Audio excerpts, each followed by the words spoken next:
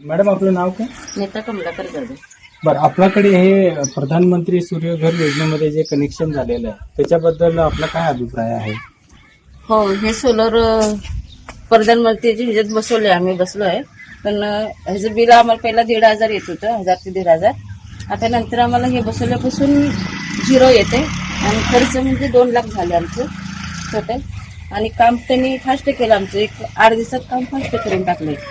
बरं, सबसिडी याच्यामध्ये आपणास किती मिळाली? 78,000 आले आम्हाला सबसिडी 78,000 मिळाली. बरं, बिल आता आपणास 0 युनिटचं बिल हो, येतं. 0 बिल येत होतं. बरं, आपण याबद्दल मग बाकी जे ग्राहक आहेत आमचे त्यांना काय आवाहन कराल?